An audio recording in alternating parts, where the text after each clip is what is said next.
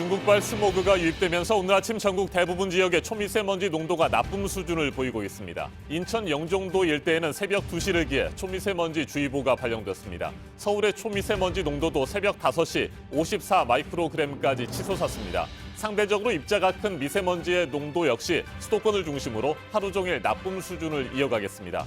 반면 한파는 이번 주에 대체로 주춤하겠습니다. 현재 아침 기온은 전국적으로 어제보다 2도가량 높고 낮 기온도 3도 정도 상승할 것으로 예상됩니다. 기상청은 경상도와 서쪽 지방 내륙을 중심으로 짙은 안개가 예상된다며 출근길 교통안전에 주의를 당부했습니다. 여야가 선거제도 개혁 방안에 전격 합의를 했지만 합의문에 대한 서로 다른 해석들이 나오면서 선거제 개편까지 쉽지 않은 길이 예상됩니다. 자유한국당에서 연동형 비례대표제 도입에 합의한 것은 아니라고 하면서 난항을 예고하고 있습니다. 지난 주말 자유한국당에서 현역 의원 21명의 당협위원장 자격을 박탈하는 인적 쇄신이 발표되면서 해당 의원들의 반발이 이어지고 있습니다.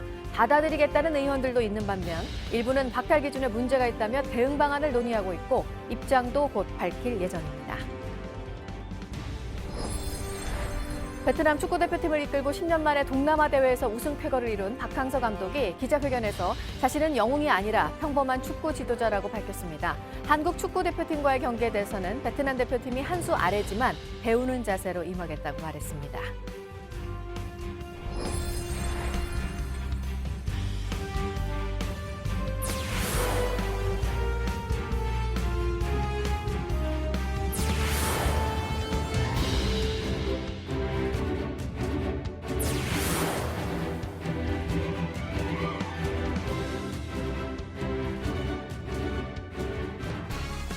한파가 잠시 주춤한 사이에 불청객 미세먼지가 다시 찾아왔습니다. 밤사이 중국발 스모그가 유입되면서 공기의 질이 점점 더 나빠지고 있습니다. 오늘 새벽 2시를 기해 인천에는 초미세먼지 주의보가 내려졌습니다. 서울 등 내륙 곳곳의 초미세먼지 농도는 현재 나쁨 수준입니다. 네, 오늘 아침도 그렇고요. 이번 주에는 강추위에 대한 예보는 없는데요. 이렇게 내내 또 이 미세먼지를 신경 쓰셔야겠습니다. 12월 17일 월요일 아침엔 이재승 기자가 첫 소식 전합니다. 내륙 곳곳에 짙은 안개가 낀 가운데 미세먼지 농도가 점점 높아지고 있습니다. 새벽 3시에 44 마이크로그램이었던 서울의 초미세먼지 농도는 2시간이 지난 새벽 5시에 54 마이크로그램까지 치솟았습니다. 서풍을 타고 중국발 스모그가 유입되면서 오늘 새벽 인천에는 초미세먼지 주의보도 발효됐습니다.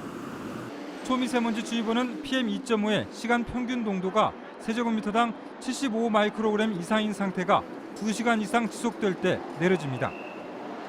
환경부 대기질 통합예보센터는 대기 정체로 국내 오염물질이 쌓인 데다 중국발 스모그가 유입되면서 미세먼지 농도가 높아지고 있다고 밝혔습니다. 이 때문에 오늘은 전국적으로 초미세먼지 농도가 나쁨 수준을 나타내겠습니다. 상대적으로 입자가 큰 미세먼지 농도도 수도권을 중심으로 종일 나쁨 수준을 보이겠습니다. 이번 주 내내 한파는 주춤하겠습니다. 오늘 아침 기온은 전국적으로 어제보다 2도가량 높고 낮 기온도 3도 정도 상승할 것으로 보입니다. 그러나 대기가 정체되고 중국발 오염물질이 들어오면서 미세먼지가 짙어지는 날이 많겠습니다. 내일도 서울 등 중부지방과 경북 지역의 초미세먼지 농도가 나쁨 수준을 보이겠습니다. JTBC 이재승입니다. 여야가 지난 토요일 선거제도 개혁에 대해 큰 틀의 합의를 했죠. 하지만 벌써부터 서로 다른 목소리가 나오고 있습니다. 정의당은 당장 이달 안에 연동형 비례대표제 국회안을 만들자고 재촉하고 있습니다. 반면 자유한국당은 의원 정수 확대와 연동형 비례대표제 도입에 합의한 적이 없다며 맞서고 있습니다. 박현주 기자가 보도합니다. 여야가 선거구제 개편 합의를 놓고 하루 만에 서로 다른 해석을 내놓고 있습니다. 정의당은 지금이 선거제 개혁의 라스트 타임이라며 속도를 내야 한다고 주장했습니다. 이번 달 안까지 정개특위 차원에서 안을 만들고 남는 쟁점들은 각 당의 지도부와 정치 협상을 병행 추진해 나가도록. 바른미래당도 합의문은 누가 읽어봐도 연동형 비례제 도입을 전제로 그것을 위한 구체적 방안을 검토한다는 것이라고 밝혔습니다. 그러자 자유한국당은 여야가 합의한 건 의원 정수 확대나 연동형 비례대표제 도입이 아니라 선거제도를 검토해보자는 것이라며 제동을 걸었습니다. 또 권력구조 개편이 필요하다고 재차 강조해 개헌에 더 관심이 많다는 걸 드러내기도 했습니다. 이런 가운데 청와대는 여야 합의 하루 전인 지난 14일 문재인 대통령이 문희상 국회의장을 30분 동안 비공개로 만났다고 밝혔습니다. 이 자리에서 문 대통령은 여야가 합의를 본다면 얼마든지 대통령으로서 함께 의지를 실어 지지할 뜻이 있다고 말했습니다. 그러나 여야가 합의문에 대해 다른 해석을 내놓으면서 실제 선거제 개편이 이뤄지긴 쉽지 않다는 전망이 벌써부터 나옵니다. JTBC 박현주입니다. 지난 주말 자유한국당이 현역 의원 21명의 당협위원장 자격을 박탈했습니다. 예상대로 인적 쇄신의 대상이 된 의원들은 거세게 반발하고 있습니다. 특히 홍준표 전 대표와 김성태 전 원내대표가 명단에서 빠진 것 등을 문제 삼고 있습니다. 원칙 없는 결정에 이대로 당하지 않겠다는 의원들도 있습니다. 허진 기자가 전합니다. 당협위원장 자격을 박탈당한 의원들이 집중적으로 제기하는 문제는 박탈 기준입니다. 조직강화 특별위원회가 총선과 지방선거 패배의 책임을 기준으로 제시해놓고 지방선거 때 당을 이끌었던 홍준표 전 대표와 김성태 전 원내대표는 왜 명단에 없냐는 겁니다. 21명에 포함된 한 의원은 이 같은 점을 거론한 뒤 이대로 당할 수는 없다며 반드시 바로잡겠다고 강조했습니다. 박근혜 정부 청와대 민정수석을 지낸 곽상도 의원은 특정 인물을 겨냥한 표적 심사라고 반발했습니다. 퇴출 명단에 오른 의원들은 물밑에서 대응 방안을 논의하고 있습니다. 당장 친박계인 홍문종 의원은 오늘 입장을 밝힐 예정입니다. 이런 가운데 친박계로 분류되는 원유철, 윤상현 의원은 조광특위의 결정을 받아들이겠다는 입장을 냈습니다. 원 의원은 선당후사의 심정으로 받아들이겠다고 했고 윤 의원은 친박을 떠난 지 오래라며 할 말이 많지만 말을 아끼겠다고 했습니다. JTBC 허진입니다. 양승태 사법부가 서기호 전 정의당 의원을 판사 재임 시절 물의를 일으킨 판사로 낙인 찍고 재임용 탈락의 파장을 최소화하는 시나리오까지 준비한 것으로 드러났습니다. 소명 절차가 있기도 전에 재임용 탈락을 기정사실화한 뒤 대응 방안도 마련한 겁니다. 어원희 기자입니다. 검찰이 최근 확보한 연임 적격심사 관련 대응 방안 문건에는 당시 판사였던 서기호 전 정의당 의원이 재임용에 탈락할 경우 여론 파장을 최소화하는 시나리오별 후속 대응 방안이 담겼습니다. 해당 문건은 2012년 2월 1일 법원행정처 사법정책실이 작성했는데 서 전 의원의 재임용 탈락이 최종 결정된 것은 그해 2월 9일로 문건 작성 일주일 뒤였습니다. 문건은 재임용 탈락 통지 이후에 일부 법관 및 법원 직원의 동조가 예상되고 행정심판 및 행정소송으로 이어질 것이라고 예상 시나리오를 분석했습니다. 서 전 의원은 소명 절차가 남은 시점에서 이미 재임용 탈락을 기정사실로 했다면서 심증으로 느꼈던 것이 이번에 물증으로 확인됐다는 생각이 들어 참담하다고 말했습니다. 서울중앙지검은 어제 오후 서 전 의원을 참고인 신분으로 다시 불러 조사했습니다. 서 전 의원은 2012년 1월 자신의 소셜미디어에 이명박 당시 대통령을 비판하는 글을 올렸고 한 달 뒤 불량한 근무평가 등을 이유로 판사 재임용에서 탈락했습니다. JTBC 어환입니다. 트럼프 미국 대통령이 러시아 스캔들과 관련한 특검과 FBI의 수사를 또 한 번 강력히 비난했습니다. 한편 관련 수사에 대해 트럼프 대통령이 정직하지 않다고 생각하는 미국 국민들은 더 많아진 것으로 조사됐습니다. 조민준 기자입니다. 트럼프 대통령은 현지 시간 16일 트위터를 통해 특검과 연방수사국 FBI를 맹비난했습니다. 지난 대선 때 자신의 캠프와 러시아가 유착했다는 의혹에 대한 수사를 마녀 사냥이라고 주장한 겁니다. 수사에 협조한 전 개인 변호사 마이클 코언을 쥐라고 비하하기도 했습니다. 트럼프 대통령은 마녀 사냥이 시작된 후 코언이 FBI의 쥐가 됐다고 주장했습니다. 코언은 최근 한 언론과의 인터뷰에서 트럼프가 진실을 말하지 않는다며 특검이 이미 상당한 정보를 확보했다고 밝혔습니다. 미 MBC와 월스트리트 저널 설문조사에선 미 국민 62%가 트럼프 대통령이 러시아 스캔들 수사에 정직하지 않다고 응답했습니다. 지난 8월 조사 때보다 6%포인트 올랐습니다.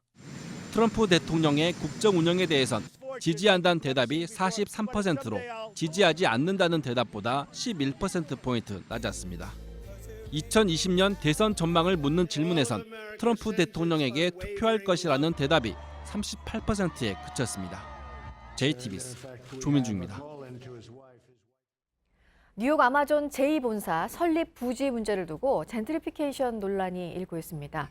사람과 돈은 몰리겠지만 결과적으로 원래 있던 주민들이 밀려나게 된다는 겁니다. 뉴욕에서 심재우 특파원이 전해왔습니다. 지난 10일 뉴욕시청입니다. 아마존이 3조 원 이상의 인센티브를 챙기면서 뉴욕 롱아일랜드 시티에 제2본사를 설립하게 된 경위를 따지는 청문회가 열렸는데 해당 지역 주민들이 몰려와 항의 시위를 벌였습니다. 아마존 제2본사가 들어서면 오랫동안 지내온 삶의 터전을 위협받는다는 주장입니다. 노동자와 자영업자를 비롯해 주로 중산층 이하입니다. 이미 1년 전에 비해 부동산 가격이 30% 이상 뛰었고 그 결과 임대료 인상을 눈앞에 두고 있습니다. Not only will Amazon coming to New York City not benefit long-time residents, but that they will actually displace a lot of residents of New York City through gentrification, rising rents. 이 같은 젠트리피케이션은 뉴욕의 젊은 아티스트에게는 흔히 있는 일이어서 사회 문제로 떠오르고 있습니다. 서울 홍대 입구에 해당하는 이스트 빌리지 지역은 이미 개성 없는 대형 프랜차이즈 매장으로 채워졌습니다. 돈 없는 아티스트들이 임대료를 감당하지 못해 떠나면서 비어있는 가게들이 즐비합니다. 소호 일대의 젊은 아티스트들 또한 임대료 급등을 견디지 못하고 브루클린 외곽 지역으로 떠나야 했습니다. 교외로 내몰린 젊은이들이 정착해 동네를 가꿔놓으면 또다시 인구가 유입돼 젠트리피케이션을 반복하는 결과를 낳고 있습니다. 이 같은 악순환을 끊을 만한 뚜렷한 해결책이 없다는 게 뉴욕시의 고민입니다. 뉴욕에서 JTBC 심조우입니다. 이번에는 오늘 아침 체크해봐야 할 뉴스들을 분야별로 살펴보겠습니다. 먼저 정치 분야입니다. 국회가 시급한 현안들을 처리하기 위해서 12월 임시국회를 오늘 시작합니다. 선거제도 개편과 유치원 3법, 채용비리 국정조사 등에 대해 논의할 예정입니다. 그런데 상당수 현안에 대해 각 당의 입장 차이가 여전해서 진통이 예상됩니다. 스티븐 비건 미 국무부 대북정책 특별대표가 이번 주에 우리나라를 방문합니다. 이도훈 한반도 평화교섭 본부장과 만나 한미 워킹그룹 2차 회의를 열고 비핵화와 남북협력 등에 대해 논의할 예정입니다. 바른미래당 이학재 의원이 이번 주 초 탈당을 선언하고 자유한국당에 복당하기로 했습니다. 이 의원은 박근혜 전 대통령의 탄핵소추안이 가결된 뒤 자유한국당의 전신인 새누리당을 탈당해 바른정당에 합류했습니다. 내일 기자회견을 통해 복당 계획을 공식적으로 발표할 예정입니다. 현대경제연구원이 올해 우리나라 경제 성장률 전망을 2.6%, 내년은 2.5%로 내려잡았습니다. 지난 10월 초보다 올해는 0.2%포인트, 내년은 0.1%포인트 각각 내려갔습니다. 올해의 경우 정부는 2.9%, 한국은행은 2.7%로 제시를 했는데 현대경제연구원이 가장 낮은 수준입니다. PC와 스마트폰을 통한 하루 인터넷 뱅킹 이용 건수가 1억 건을 넘어섰다는 소식입니다. 이용 금액은 53조 원을 넘겼습니다. 특히 모바일을 쓰는 고객들이 전체의 3분의 2 이상이었는데 하지만 국내 시중은행의 관련 앱에 대한 만족도는 높지 않은 것으로 나타나서 변화가 필요하다는 지적이 나오고 있습니다.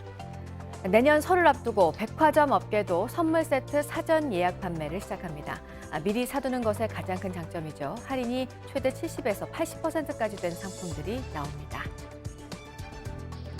계속해서 사회 분야 뉴스입니다. 오늘 새벽 2시 16분쯤 경북 영덕군 동북 동쪽 28km 해역에서 규모 2.2의 지진이 발생했습니다. 지진은 해저 20km 깊이에서 발생한 것으로 추정됩니다. 피해는 없는 것으로 보입니다. 지난 13일 충남 논산천에서 채취된 야생조류 분변에서 H7N7형 조류 인플루엔자 항원이 검출됐습니다. 당국이 방역에 총력을 기울이고 있습니다. 고병원성 여부는 오늘이나 내일쯤 확인될 전망입니다.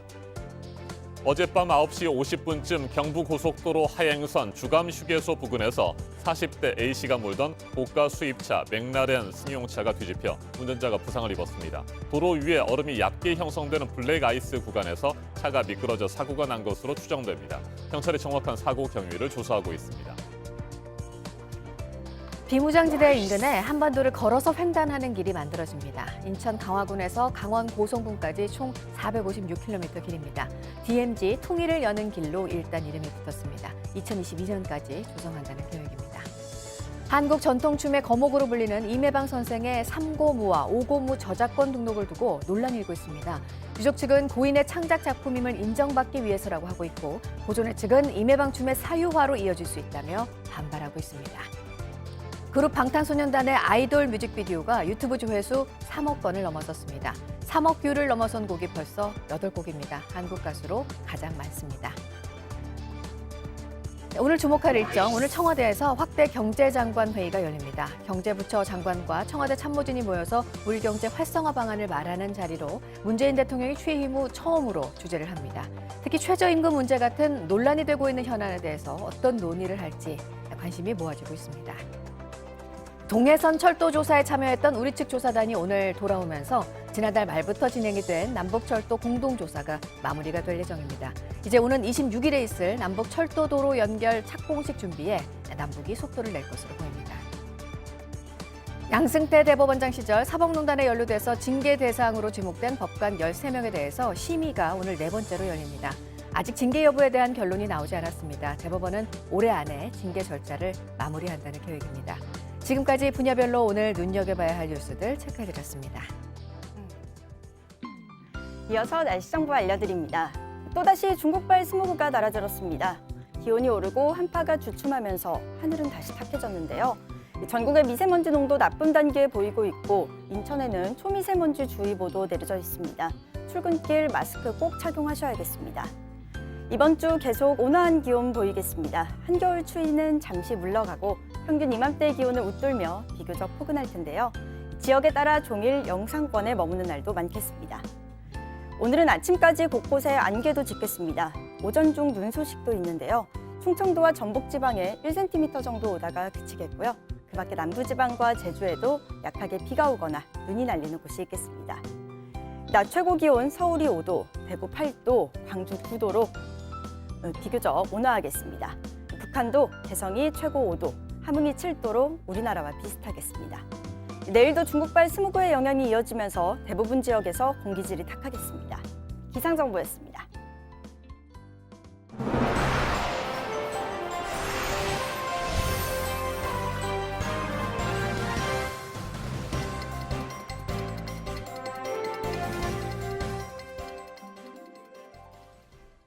고 김용균 씨가 숨진 태안 화력발전소 작업 설비가 사고 2달 만에 안전점검 검사에서 합격 판정으로 받은 것으로 확인됐습니다. 또 지난해 국정감사에서 그동안 있었던 산재 사고를 제대로 보고하지 않았다는 의혹도 제기됐습니다. 인권위는 청년 하청 노동자들의 안전이 위협받는 상황에 대해 원청업체의 책임을 더 강화해야 한다고 지적했습니다. 최규진 기자의 보도입니다. 지난 10월에 이루어진 태안 화력발전소 안전검사 결과서입니다. 사고가 난 컨베이어의 안전장치 등 모든 항목이 합격 판정을 받았습니다. 발전소에 있는 76개의 다른 장비도 모두 문제가 없다고 돼 있습니다.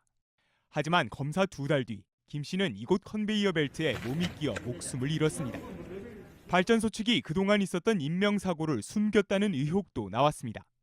2011년과 2016년 그 이듬해에도 이 발전소에선 모두 5명이 추락해 숨지는 등 사고가 났지만 지난해 국정감사 자료에는 이 부분이 빠졌다는 겁니다.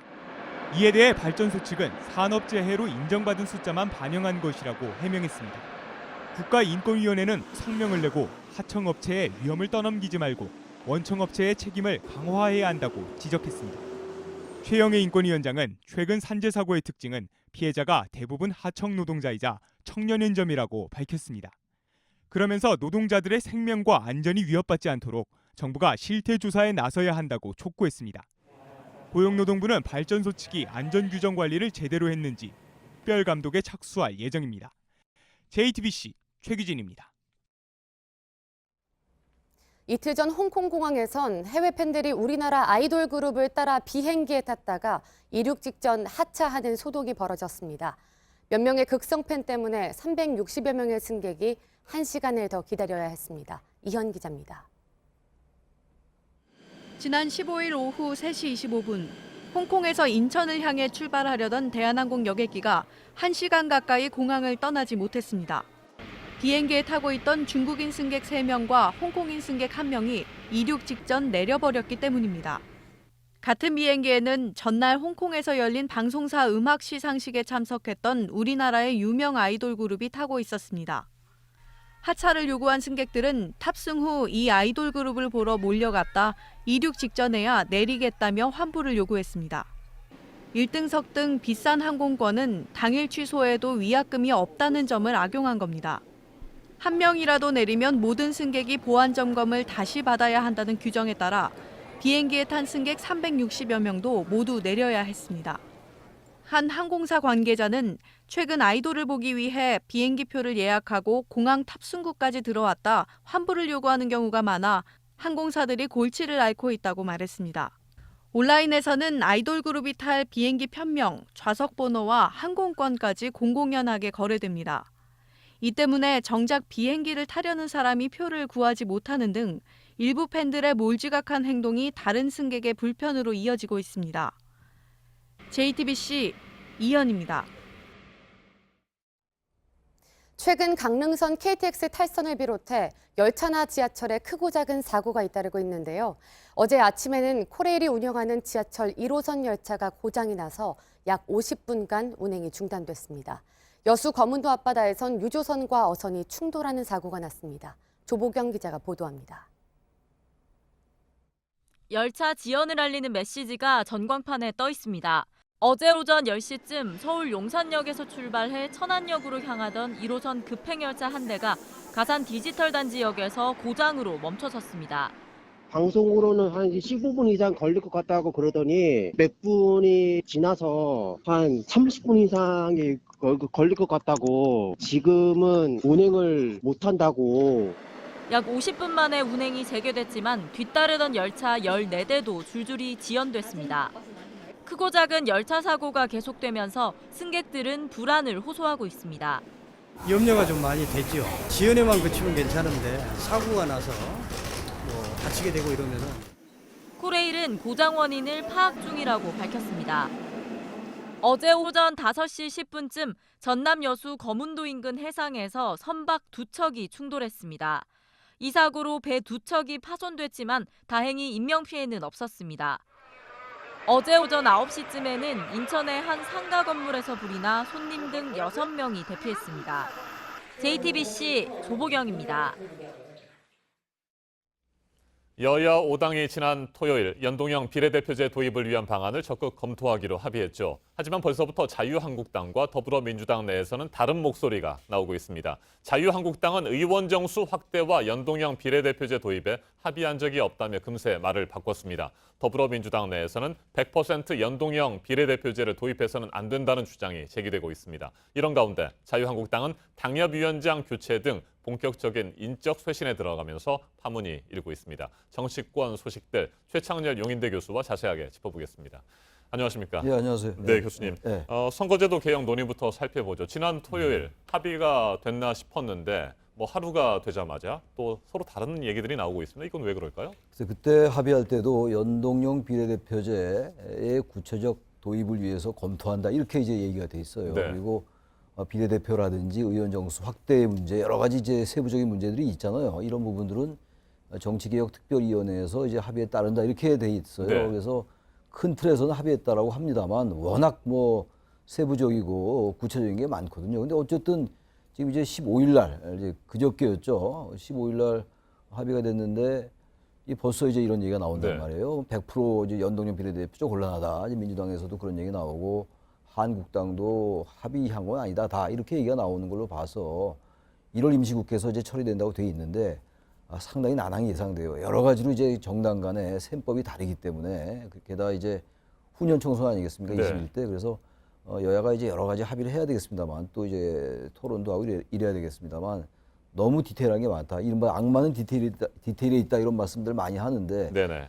이야말로 정말 너무나 많은 디테일이 있다고 일단 봅니다. 예. 네, 자유한국당 나경원 원내대표는 네. 모든 가능성을 열어놓고 논의를 한다는 뜻이지 연동형을 도입하기로 합의한 것은 아니다. 이렇게 얘기를 하고 있습니다. 예. 이 부분은 어떻게 해석하세요? 글쎄 그러니까 그 말이 지난 이제 토요일 날 합의문을 네. 발표했잖아요. 그때 연동형 비례대표제의 구체적 도입을 위한 방안을 검토한다 이렇게 돼 있어요. 네. 그 말 자체가 대단히 애매해요. 그렇죠. 애매하긴 애매합니다만 기본적으로 전체 맥락은 어쨌든 연동형 비례대표제라는 커다란 방향에 동의한다는 건 분명히 나와 있잖아요. 네. 여러 가지 제가 아까 말씀드린 것처럼 구체적인 사안에 따라서는 뭐 여야가 상당히 이제 논의해야 될 부분이 많다 하더라도 이제 와서 벌써 이틀도 안 돼가지고 그렇게 얘기한다라는 거는 여전히 거대 양당들이 더불어민주당과 한국당은 역시 정당의 어떤 이해관계에 따라서 이 제도에 대해서 아직도 부정적이다. 손학규 대표와 이정미 대표의 단식을 일단 풀어야 되겠다는 그런 것들 때문에 큰 틀에서만 합의한 게 아니냐 이런 사실은 우려가 굉장히 많습니다. 네. 말씀하신 대로 손학규 바른미래당 대표, 이정미 정의당 대표 열흘 동안 단식을 벌이다가 이 토요일 합의 때문에 단식을 풀었잖아요. 그렇습니다. 현재 뭐 여러 가지로 난감한 상황일 것 같습니다. 근데 그 당시 토요일 날 상황에서 문재인 대통령이 임종석 비서실장까지 보내서 그리고 이제 국회가 합의하면 지지한다라는 이제 발언까지 했는데 손학규 대표나 이정미 대표가 단식을 풀지 않을 도리도 없었어요. 그 상황 속에서. 그러나 분명히 누가 봐도 이제 문구가 좀 애매한 것들이 있거든요. 게다가 이제 거기 나경원 원내대표가 주장해서 이제 들어간 걸로 알고 있는데 개헌에 대한 얘기도 나와 있거든요. 물론 이제 선거제 개편에 합의한 다음에 개헌 논의다라고 나와 있다 하더라도 이 개헌 논의가 또 여야 정당 간에 또 발목을 잡을 우려도 전혀 배제할 수 없는 상황이고 말이죠. 그래서 어쨌든 거대 양당과 이른바 다른 정당들, 이제 우리가 소수 정당이라고 얘기하는데 그러한 정당들 간의 정치적 세법은 다릅니다만 기본적으로 한국 사회의 변화를 위해서는 저는 개인적인 말씀입니다만 정치 개혁이 없으면 안 된다고 생각해요. 왜냐하면 정치 개혁을 해야지 정당들이 여러 소수가 대표되고 그 소수의 이해들 때문에 뭔가 사회가 바뀌는 동력이 마련되는 거거든요. 그래서 전 여야 정당들의 이해관계가 다르다 하더라도요. 이 부분만은 한국 사회의 개혁과 변화를 위해서 여야 정당들, 특히 이제 거대 정당들이 큰 방향에서 합의할 필요가 있다고 생각합니다. 네, 문재인 대통령과 문희상 국회의장이 지난 14일에 만났다고 하지 않습니까? 네, 그렇습니다. 여야가 선거제도 개혁에 대해서 합의를 본다면 지지하겠다 이런 얘기를 했다고 하는데 이건 어느 정도나 의미가 있는 발언입니까? 이미 사실 지난 대선 때도 문재인 후보가 이 연동형 권역별 비례대표제에 대해서 합의를 했고 공약집에도 나와 있는 부분이에요. 이 부분이야 우리 한국 사회의 보수와 진보를 떠나서 다 합의했던 부분들이고요. 최근에도 사실 지난 개헌안에도 정부가 대통령이 국회에 제출한 개헌안에도 유권자들의 어떤 정치적 의사가 비례적으로 반영돼야 된다 이런 게 나와 있어요. 개헌안에도 이제 그런 부분들을 대통령 입장에서 확인했다라는 의미에서 큰 그 의미가 있는 거죠. 바로 그런 것들이 그 야당들의 단식과 농성을 푸는 계기가 됐던 거였거든요. 근데 다시 여야 정당, 거대 정당들이 말을 해 이제 기류가 좀 벌써 바뀌는 걸로 봐서 대단히 걱정이 많다라는 생각을 합니다. 네, 자유한국당은 연동형 비례대표제 도입보다는 원포인트 개헌, 그러니까 의원 내각제로 바꾸는 방안, 권력 구조를 개편하는 방안에 대해서 더 관심이 있는 것처럼 보이는데 그렇게 보십니까? 의원 내각제와 사실 연동형 비례대표제가 친화적인 제도예요. 대통령제에서는 연동형 비례대표제가 쉽지 않은 것도 사실이거든요.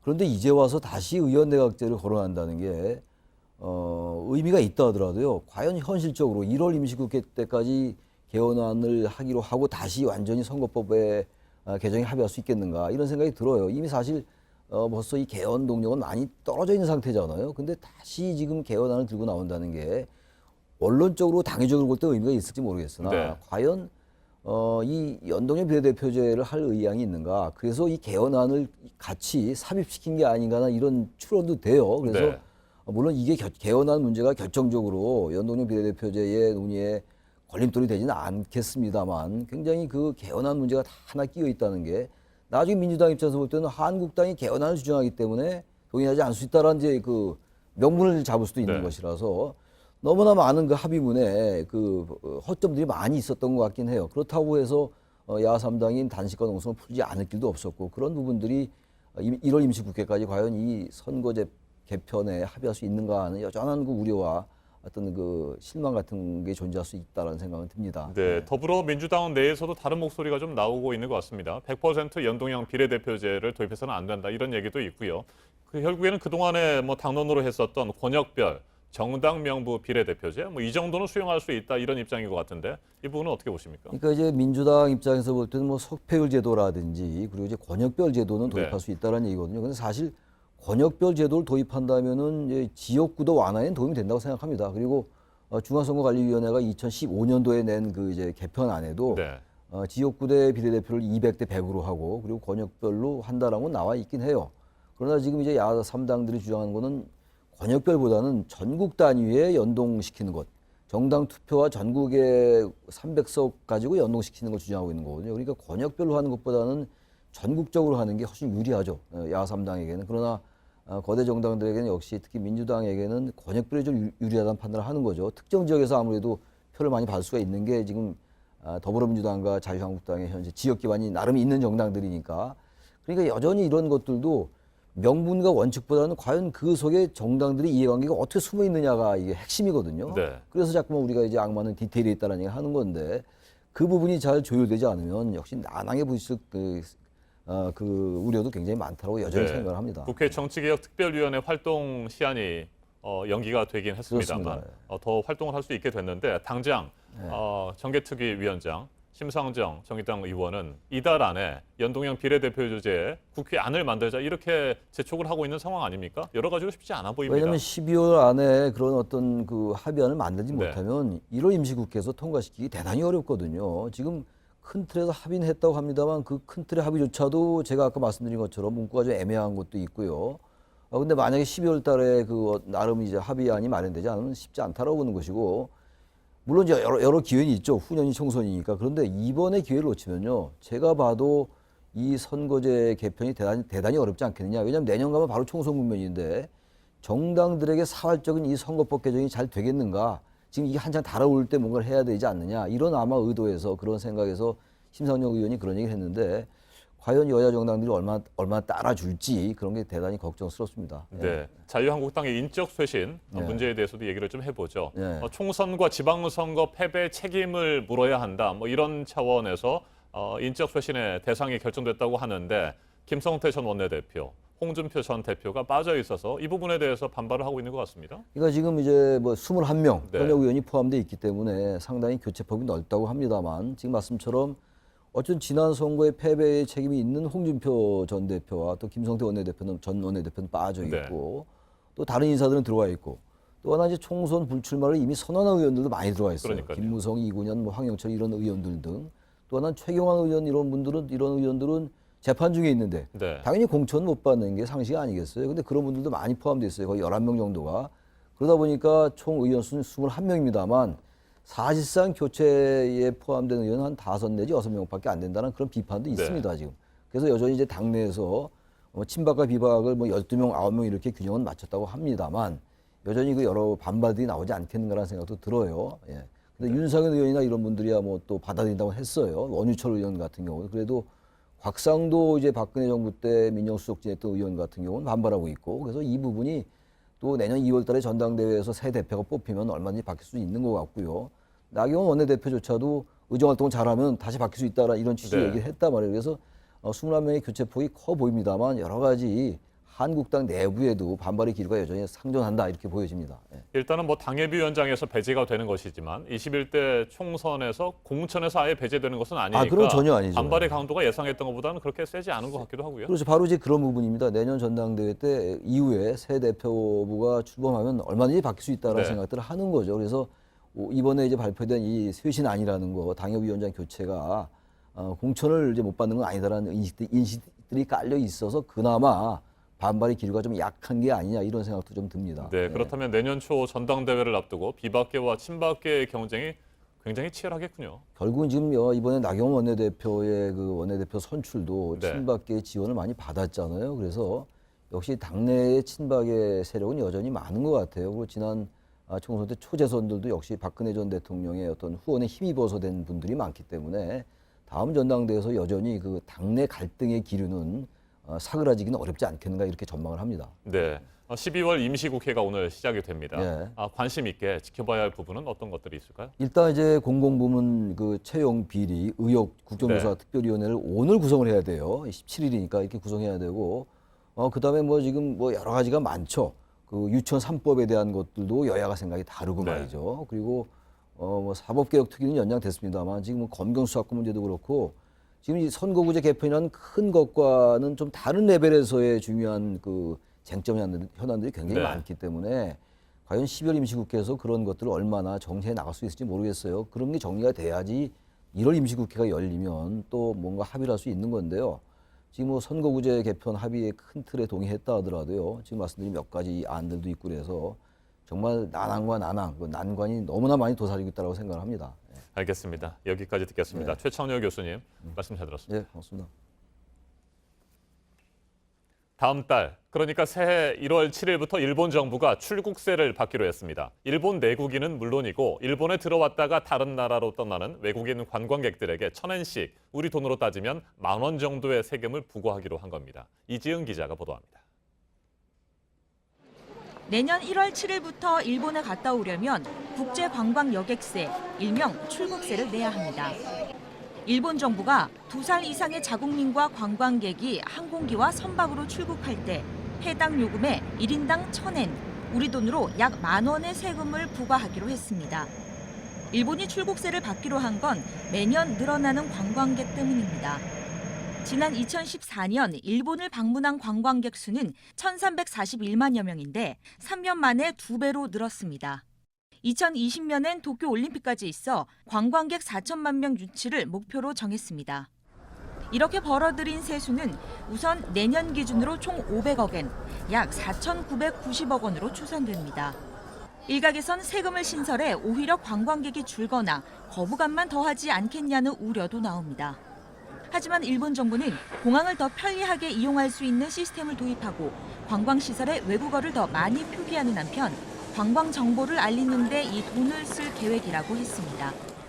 미국과 프랑스 등은 이미 출국세 제도를 시행하고 있고 우리나라도 항공료엔 10,000원, 선박 요금엔 1,000원의 출국세를 부과해 관광진흥기금 등으로 쓰고 있습니다.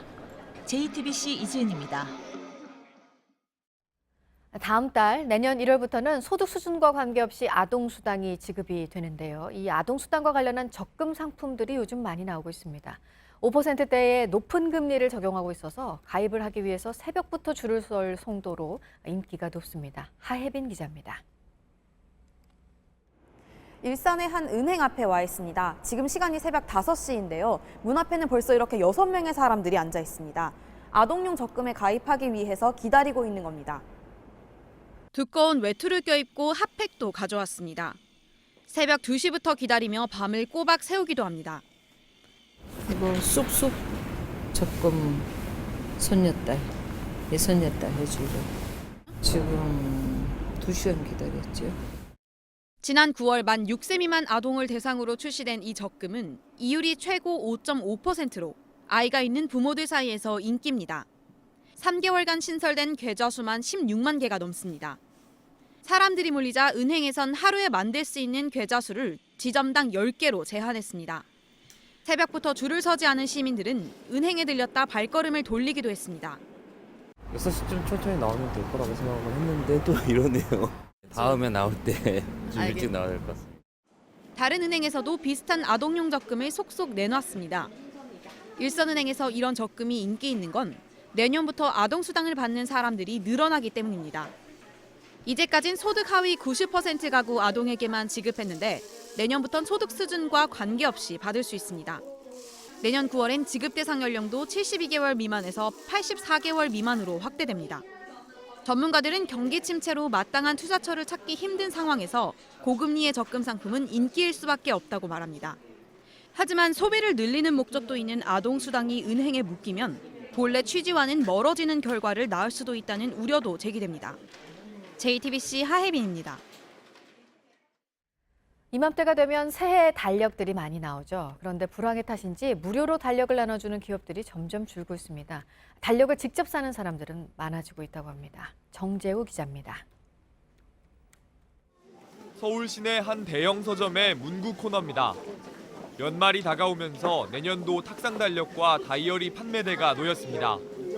다양한 디자인들을 고르는 소비자들로 붐빕니다. 한 온라인 쇼핑몰에서 지난 한 달간 달력 판매량을 조사해보니 지난해보다 30% 넘게 증가했습니다. 이렇게 다이어리나 달력을 사는 사람들은 늘어났는데요. 과거와 비교하면 공짜 달력을 구하기는 점점 어려워졌습니다. 옛날에는 은행 가면은 그저 말 안 해도 다 주고 그랬는데 요새는 있으면 주고 없으면 못 받아오고 이런 추세거든요. 최근 몇 년 사이 기업들이 홍보용 달력 생산을 계속 줄이고 있습니다. 연말에 주로 달력을 인쇄하는 인쇄용지 업계도 생산량이 줄어들고 있습니다. 고급스러운 제품들을 만들어내는 데도 있는 반면 그런 대중적인 제품들은 거의 지금 찾는 분이 안 계신 걸로 알고 있습니다. 특히 올해는 경기 불황까지 겹쳐 기업들의 주문량이 더 줄어든 것으로 알려졌습니다. 연말이면 공짜 달력을 주고받는 풍경이 점차 옛 이야기가 되고 있습니다. JTBC 정재우입니다. 중국의 통신업체 화웨이를 퇴출시키려는 움직임이 화웨이 주요 시장인 유럽에서도 나오고 있습니다. 통신 장비가 스파이 행위에 악용되는 등 국가 안보가 침해될 수 있다는 이유에서입니다. 김성탁 특파원이 전해드립니다.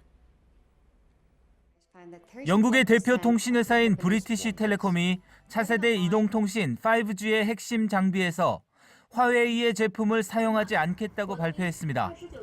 중국 업체에 주요 통신 설비를 의존하는 것을 막기 위해 기존 4G에서도 화웨이 장비를 제거하기로 했지만 일반 장비는 그대로 사용합니다.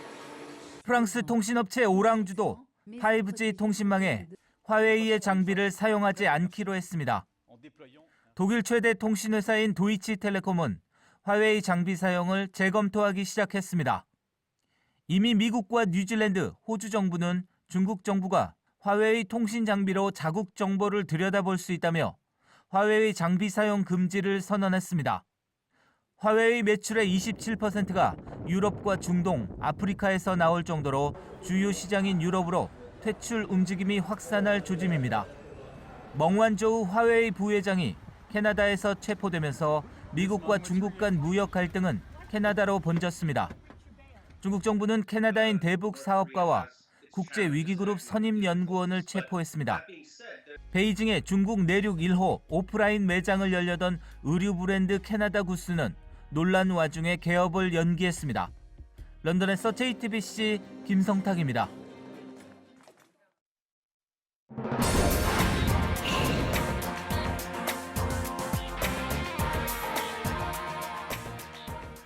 네, 오늘 아침에 인천과 섬 지역을 오가는 일부 여객선 운항이 통제가 됐습니다. 바람이 강해서 파도가 높게 일고 있는데요. 보도국 연결해서 알아보겠습니다. 안태훈 기자 전해주시죠. 네, 인천항 운항관리센터에 따르면 일단 오늘 아침 서해 중부 먼바다에는 초속 13에서 14m의 바람이 불고 있고요. 2.5m 높이의 파도 또한 일고 있습니다. 이에 따라서 백령도와 인천을 오가는 여객선의 운항이 통제된 상태입니다. 이용객들은 선사에 미리 확인을 하고 선착장에 나가보시는 게 좋을 것 같습니다. 네, 다음은 서울 수서동에 들어설 계획이었던 공공임대주택 관련 내용입니다. 서울시의 임대주택 건설 계획에 강남구가 반발해서 소송을 냈는데요. 대법원이 이를 받아들이지 않았습니다. 강남구청장이 서울시의 정책 명령을 거스르고 소송을 제기할 자격이 없다고 판단한 것입니다. 이에 대법원은 관련 소송을 모두 기각한다고 오늘 아침 밝혔습니다. 이처럼 이번 소송은 서울시의 승리로 끝났지만 앞서 2016년 말 국토교통부는 해당 임대주택의 부지를 다른 지역으로 옮기기로 정한 바 있습니다. 네, 북미 협상이 거의 멈춰 있는 상황에서 북한 김정은 위원장 그 행보가 또 주목을 받고 있습니다. 오랜만에 공개 활동에 대한 보도가 나왔네요. 네, 그렇습니다. 김정일 국방위원장의 7주기를 맞아서 금수산 태양궁전을 참배했다고 라디오 매체인데요. 조선중앙방송이 오늘 아침 보도했습니다. 네, 일단 북한의 라디오 매체 보도 내용은 그렇습니다. 김 위원장의 공개 활동 보도는 지난 3일 원산 구두 공장을 현지 시찰했다는 내용 이후 14일 만입니다. 네, 북한 매체의 보도 내용 추가로 전해드리겠습니다. 어제 조선중앙통신은 미국을 향해서 비핵화를 향한 길이 영원히 막힐 수 있다면서 압박했습니다. 북한 외무성 미국 연구소 정책연구실장의 개인명의 담화 형식으로 보도했습니다. 미국 정부의 고위직들이 신뢰 조성과는 전혀 관계없는 대북 제재 압박과 인권 문제를 거론하고 있다고 비판하면서 한 말입니다. 그러면서 최대 압박은 통하지 않는다며 북미 간 이루어진 싱가포르 공동성명 이행에 성실하게 임해달라고 주장했습니다. 미국 정부는 지난 10일 최용해 노동당 부위원장, 정경택 국가보위상 등 김정은 정권 핵심 실세를 제재한 바 있습니다. 지금까지 아침에 지금 JTBC 안태훈입니다. 월요일 날씨 키워드 알려드립니다. 오늘은 한파 주춤, 미세먼지 기승, 그리고 내일도 나쁨인데요. 기온이 올라 한파가 누그러드나 싶더니 어김없이 미세먼지가 기승입니다. 중국발 스모그가 날아들면서 전국의 미세먼지, 특히 초미세먼지 농도 나쁨 단계에 보이고 있는데요. 종일 높은 농도 예상되고 내일도 스모그의 영향이 이어지면서 대부분 지역의 공기가 탁하겠습니다. 추위가 주춤하면 미세먼지는 옵션인 것 같죠? 좀 덜 추운 것 같더니 귀신처럼 미세먼지 농도가 올라가 있다고 하셨고 차라리 시베리아 한파가 찾아왔으면 좋겠다 말씀하신 분도 있었습니다. 또 오늘은 안개까지 짙은데요. 대체 오늘 날씨 무슨 일이냐며 어이없어 하신 분도 계셨네요. 모두 마스크는 잊지 않으셨겠죠? 지금까지 키워드와 SNS로 만나본 날씨였습니다.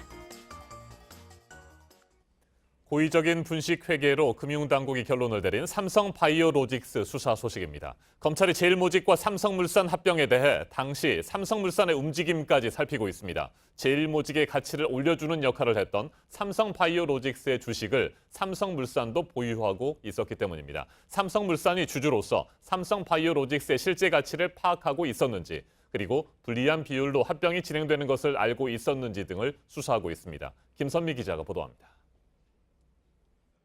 제일모직과 삼성물산은 1대 0.35, 즉 제일모직 한 주를 삼성물산 약 3주와 바꿀 수 있는 비율로 합병했습니다. 합병 전 제일모직의 기업 가치는 비율을 정하는 가장 중요한 요소였습니다. 당시 제일모직은 삼성바이오의 지분 46.3%를 가지고 있었는데 삼성바이오 가치가 올라가면 제일모직 가치도 올라가는 구조인 겁니다. 때문에 삼성바이오의 성장 가능성과 당시 회사의 상태는 합병에 결정적 영향을 끼칠 수 있었습니다. 그런데 삼성물산 역시 제일모직, 삼성전자와 함께 삼성바이오의 주주였습니다.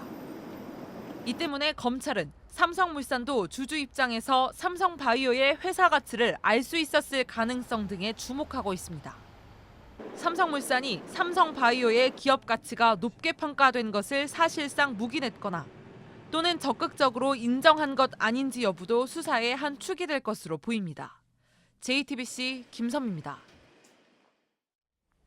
삼성바이오로직스의 분식회계 혐의를 수사하고 있는 검찰은 분식회계의 목적을 밝히는 데 주력하고 있습니다. 삼성바이오로직스의 모기업이었던 제일모직과 합병한 삼성물산, 그리고 합병을 전후로 삼성바이오로직스의 가치를 평가했던 회계법인과 국민연금도 수사 선상에 올랐습니다. 삼성바이오로직스의 실제 가치를 알면서도 고의적으로 가치를 부풀린 것인지, 또 어떤 기준으로 그와 같은 가치 평가를 내린 것인지 집중 확인할 것으로 보입니다. 김광선 변호사와 한 걸음 더 들어가겠습니다. 안녕하십니까? 네, 안녕하세요. 네, 검찰은 제일모직과 삼성물산 합병을 들여다보고 있습니다. 네. 당시 삼성물산의 움직임을 집중적으로 살피고 있는 것으로 보이는데 이유가 뭔가요? 일단 뭐 삼성물산과 이제 제일모직이 2015년도에 이제 합병했지 않습니까? 네. 근데 그 당시에 삼성 그 합병 전, 그러니까 제일모직과 이제 삼성전자가 삼성바이오로직스 지분을 36.3%를 가지고 있었고, 네. 삼성물산도 4.9%를 가지고 있었어요. 그러면 이제 합병의 어떤 비율을 정하고 이제 합병을 하기 위해서는 사실은 상대의 어떤 기업의 가치에 대해서 평가를 해야 하는 거 아니겠습니까? 근데 제일모직 삼성바이오로직스 주식을 훨씬 많이 갖고 있고 이제 삼성물산도 일단 4.9%를 가지고 있기 때문에 사실 삼성물산이 자기 회사가 가지고 있는 삼성바이오로직스의 가치에 대해서는 당연히 평가를 해야겠죠. 네. 그리고 상대방 회사 이제 제일모직과 합병하기 위해서는 삼성바이오로직스의 가치가 굉장히 중요하거든요. 합병비를 정하는 데 있어서. 그러면 삼성물산이 과연 이 합병 과정에서 삼성바이오로직스의 어떤 평가 자체를 제대로 했느냐? 만약 제대로 하지 않고 뭐 부풀리기를 해서 네. 결국 제일모직에게 유리한 합병비를 정했다고 한다면 그냥 삼성물산 자체에 문제가 있는 거거든요. 그래서 그 부분을 검찰이 들여다보고 있지 않나 이렇게 추측을 하고 있는 거죠. 네, 그래서 검찰이 당시 삼성물산의 배임 가능성까지 수사할 네. 수 있다 이런 얘기들이 나오고 있는 것 같습니다. 그렇죠. 그리고 합병하는 과정에서 예를 들어서 삼성바이오로직스의 어떤 공정 가치, 이제 시장 가치를 굉장히 높게 평가했다고 한다면 제일모직의 어떤 회사 가치가 굉장히 고평가된다고 볼 수 있거든요. 그래서 그렇게 되면 이제 결국 삼성물산하고 제일모직이 합병하는데 결국 제일모직이 한 주에 삼성물산 주식이 0.35 비율로 합병이 됐거든요. 그러면 삼성물산에게 불리하게 한 거고 결국 주주에게 손해를 미친 거고 회사 자체에 대해서 손해를 미친 게 되기 때문에 이제 그런 부분이 정확하게 드러난다고 한다면 경우에 따라서 이제 배임 문제도 불거질 수 있는 그런 여지가 있다고 볼 수 있습니다. 네. 금융당국은 검찰의 수사 상황을 보고 결정하겠다는 입장인 것 같습니다만 삼성물산에 대한 감리 가능성도 높다고 보면 됩니다. 삼성물산이 합병을 하면서 삼성물산에 대해서는 굉장히 특별 감리를 해야 한다는 그런 주장이 굉장히 많았어요. 사실 삼성바이오로직스와 관련해서도 상장 이후부터 특별 감리를 한다는 주장이 있다가 특별 감리를 해보니까 이제 분식 회계를 했다는 이제 증손위의 결정이 나오지 않았습니까? 이제 그런 것처럼 그렇지만 지금 뭐 증손위 입장에서는 검찰의 수사 결과를 지켜보겠다는 걸로 보입니다. 그래서 이제 검찰 자체에서 삼성물산과 제일모직이 합병하는 과정에서 삼성바이오로직스에 어떤 문제가 있었다고 한다면 결국 증손위 입장에서는 삼성물산이 이제 특별감리를 하지 않을 수 없는 이제 그런 상황으로 올 것을 보여요. 그래서 결과적으로는 이제 수사 결과가 굉장히 중요하다 이렇게 볼 수 있는 거죠. 네. 검찰은 합병 전후로 삼성바이오로직스 주식의 가치를 평가했던 회계법인 그리고 국민연금도 수사 선상에 올린 것으로 전해지고 있습니다. 당시 몇 개월 사이에 뭐 주식의 가치가 이 회사의 가치가 뭐 늘었다, 뭐 줄었다 이렇게 고무줄처럼 움직였다는 건 아니겠습니까? 네, 일단 합병 전에 삼성물산이 안진회계법인에게 삼성바이오로직스 가치에 대해서 의뢰를 합니다. 그런데 안진회계법인에서는 이제 처음에는 19조 정도 된다고 했다가 한 3개월 정도 통합하고 나서 이제 6조 원을 줄여요. 그러면 한 3배 차이 나는 거 아니었습니까? 3개월 사이에 말이죠. 그렇죠. 근데 삼성물산에서 안진회계법인에서 이 해준 보고서를 가지고 이제 합병에 영향을 미치게 했다는 거고요. 그다음에 국민연금 같은 데도 보면 내부 분석 자료에 보면 1차에서는 삼성바이오로직스를 4조 원을 평가를 합니다. 그다음에 11조 원대로 이게 늘려지는 거예요. 그다음에 최종적으로 이제 6조 원대로 확정을 했는데 이게 과연 기업 가치가 이렇게 짧은 시간에 고무줄처럼 늘어났다 줄었다 할 수 있느냐는 거죠. 그리고 금액 자체도 사실은 뭐 안진회계법인은 최고가 19조, 그다음에 6조거든요. 그런 것처럼 그다음에 국민연금은 최고가 11조 이제 가치 평가가 그다음에 6조로 줄었단 말이에요. 이제 그런 걸 보면 과연 이거 어떤 기준에 의해서 삼성바이오로직스를 평가를 한 거냐, 공정가치 기준이 뭐냐, 이제 이 부분도 이제 검찰에서 들여다보고 그 과정에서 어떤 문제가 있다고 하면 검찰 수사해서 처벌하겠다 이제 그런 취지인 거죠. 네, 삼성바이오로직스는 고의적인 분식 회계로 결론을 내린 증권선물위원회를 상대로 집행정지 가처분 신청을 내지 않았습니까? 오늘 19일입니다. 법원에 첫 신문이 진행이 되는데 이 가처분 신청에 대한 결과가 언제쯤 어떻게 나올까요? 굉장히 이제 삼성에 있어서는 굉장히 중요합니다. 일반적으로 이제 가처분 신청하고 이제 신문을 하는데 19일에 신문을 해요. 그런데 이 내용이 워낙 복잡하기 때문에 신문을 한 번으로 끝낼지 아니면 신문을 한 다음에 여러 가지 기록 검토를 한 다음에 문제가 있으면 다시 신문을 또 할 수 있거든요. 그래서 내용이 복잡하기 때문에 뭐 신문을 한두 번 정도 더 갈 수 있다고 봅니다. 근데 만약 가처분에서 증손위와 어떤 결정에 대해서 집행정지 결정이 나온다고 하면 이건 삼성이 굉장히 유리하다고 볼 수 있죠. 그래서 일단 증권위가 제재한 것이 집행이 정지가 됩니다. 그리고 검찰 수사하는데도 좀 굉장히 유리한 측면이 있다고 보고요. 근데 만약에 기각이 되게 되면 이제 거기에서 금융당국에서 제재한 걸 다 따라야 하기 때문에 삼성바이오로직스의 불확실성이 상당히 커진다 이렇게 볼 수 있어요. 자, 이 같은 상황에서 한국거래소는 삼성바이오로직스의 상장 유지를 결정했고요. 주식 거래도 재개가 됐습니다. 반면 경남제약에 대해서는 상장 폐지를 결정했는데 이와 관련해서 말들이 많습니다. 네, 일단 뭐 형평성에 대해서 소액주주들이 굉장히 이의 제기를 많이 하고 있어요. 일단 과징금에 있어서도 경남제약은 4천만 원, 근데 삼성바이오는 80억 정도 과징금 처분 결정이 내려지지 않습니까? 그런데도 불구하고 삼성바이오로직스는 거래 재개가 바로 됐단 말이에요. 근데 약간 좀 다른 부분이 있습니다. 이제 경남제약 같은 경우는 분식회계인데 이제 허위로 매출 채권을 계상을 해서 이걸 적자에서 이제 흑자로 한 부분이 있고요.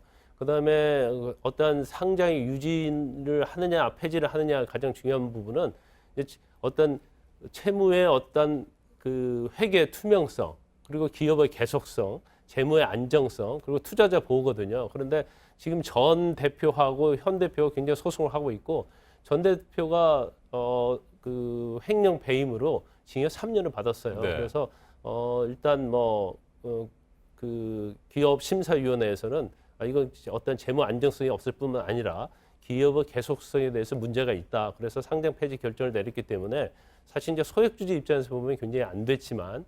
이걸 뭐 단순 비교할 수는 없는 그런 문제다 봅니다. 네, 소액주주들의 피해는 불가피한 상황 아닙니까? 그렇죠. 그래서 이제 소액주주들은 국민청원 게시판에도 아니 뭐 경남제약은 그 여러 가지 뭐 분식으로 보면 삼성바이오에 비해서 훨씬 더 소규모지 않느냐. 그렇다고 한다면 그 경남제약에 대해서 상장 폐지하는 것 자체는 형평성에 문제가 있다. 그 부분을 굉장히 이의 제기를 하고 있죠. 알겠습니다. 김광선 변호사님 말씀 잘 들었습니다. 택시업계의 거센 반발에도 불구하고 카풀과 같은 승차 공유 서비스를 찾는 사람들이 점점 늘고 있습니다. 단순한 카풀을 넘어서서 거리를 묻지도 않고 태우고 또 여러 명이 함께 탈 수 있도록 대형차를 동원하는 서비스까지 등장했습니다. 택시업계는 이번 주 목요일 다시 한번 국회에서 카풀에 반대하는 집회를 준비하고 있습니다. 김태영 기자가 보도합니다. 밤 11시 강남역입니다. 제가 서 있는 이곳은 밤이 되면 승객들의 택시 잡기 전쟁이 벌어지는데요. 이렇게 불만이 쌓이다 보니 아예 택시 대신 다른 대체 교통수단을 이용하는 사람들이 증가하고 있다고 합니다.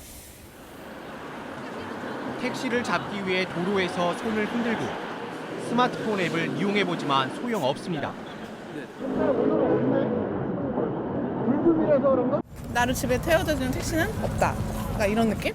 한 20분 정도. 저희 계속 승차 거부 당하다가 뒤로 와가지고. 시민들은 택시 잡기가 워낙 어렵다 보니 승차 공유 서비스를 이용할 수밖에 없다고 말합니다. 택시가 워낙 승차 거부도 많이 하고 비싼 가격을 부르시니까 그런 뭐 카풀 서비스가 잘 되면은 고객 입장에선 좋은 것 같아요. 최근엔 11인승 승합차를 이용한 승차 공유 서비스도 등장했습니다. 자정을 넘긴 시간이었지만 10분도 안 걸려 차량 배차 알림이 떴습니다. 서로 다 옮겨 타시는 것 같아요. 택시 승객들이 인기가 많아요. 손님이 내리면 바로 콜이 들어옵니다. 인터넷 카페를 활용한 카풀도 인기가 치솟으며 택시 업계를 위협하고 있습니다. 현관에서 세워줄게. 네, 여기 세워줘요. 경제적으로도 조금 쓰이고 할 수 있는 것들이 있기 때문에 앞으로도 뭐 카풀은 지속적으로 할 생각입니다. 하지만 택시 업계의 반발로 카카오 카풀은 공식 서비스를 잠정 연기한 상황입니다. 택시 기사들은 승차 공유 서비스가 생계를 위협한다고 하소연합니다. 하루하루 그 산학금 채우기가 일하기가 참 힘들 때가 많이 있습니다. 카카오라는 그런 큰 대기업이 4차 혁명이라는 말을 들어서 괴롭히는 거는 시민에게 다양한 이동수단을 선택할 권리가 있다는 승차 공유업계와 생존권 보호를 외치는 택시업계의 갈등이 계속되고 있습니다. JTBC 김태영입니다.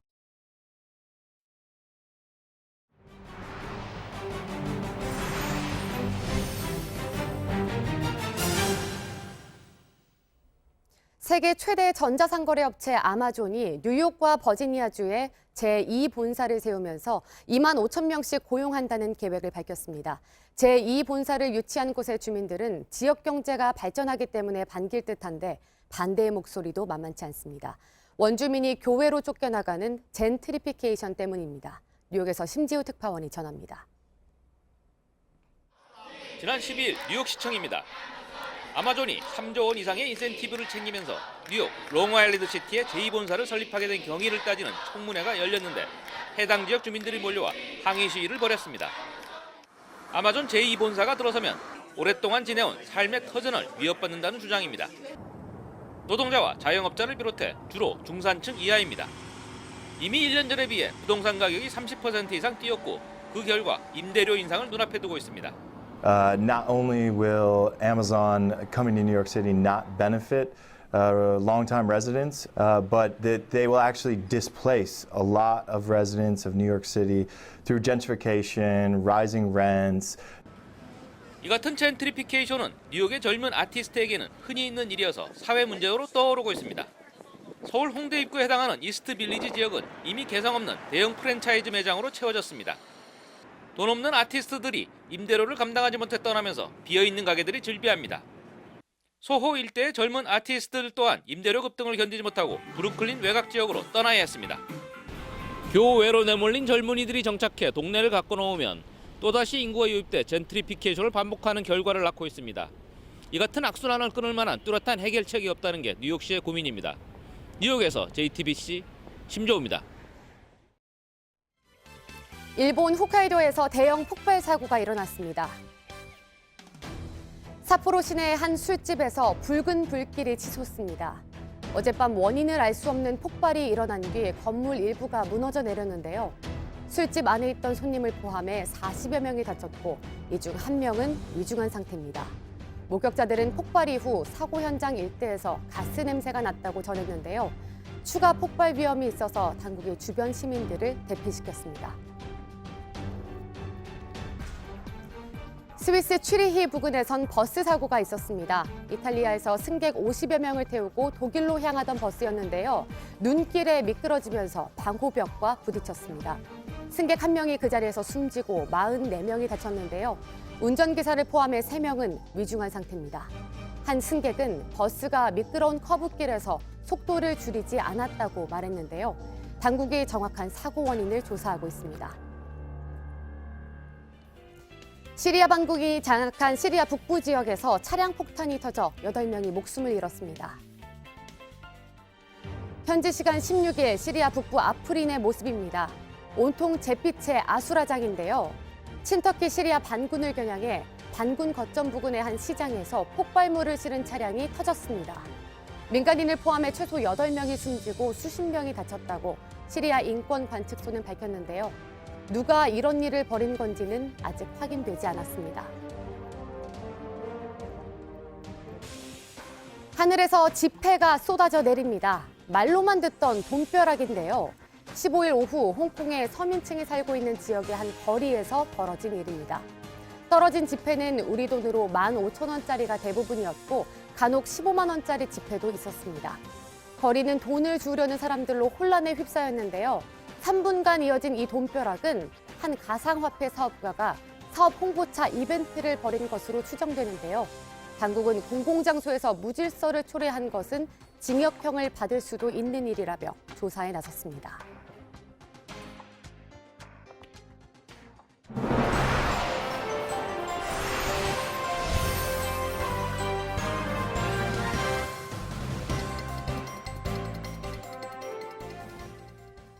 네, 월요일 아침 8시 3분 지나고 있습니다. 선거제도를 개혁하자고 지난 주말에 여야가 큰 틀에서 전격적으로 합의를 하긴 했는데 이 개편안이 나오기까지 쉽지 않은 과정을 거치게 될 것으로 보입니다.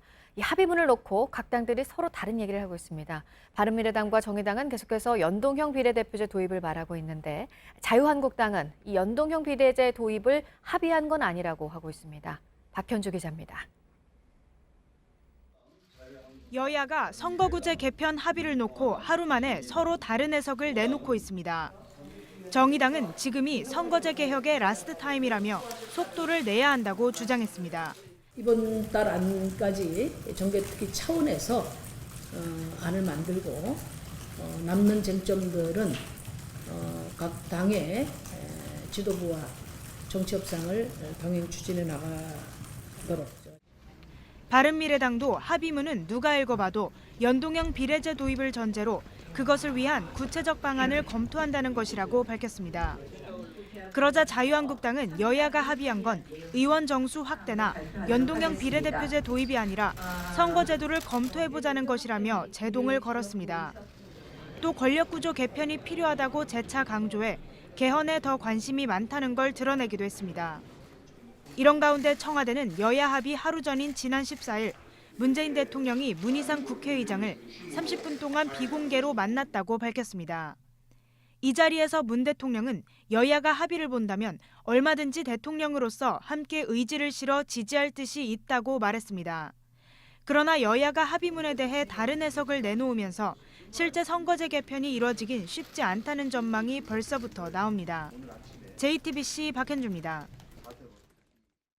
네, 역시 주말에 나온 자유한국당 인적쇄신 발표를 두고도 후폭풍이 일고 있습니다. 당협위원장 자격을 박탈당한 현역 의원 21명 가운데 받아들이겠다는 의원도 일부 있지만 박탈 기준을 문제 삼으며 반발하고 있는 의원들은 앞으로 어떻게 대응을 할지 물밑에서 논의를 하고 있습니다.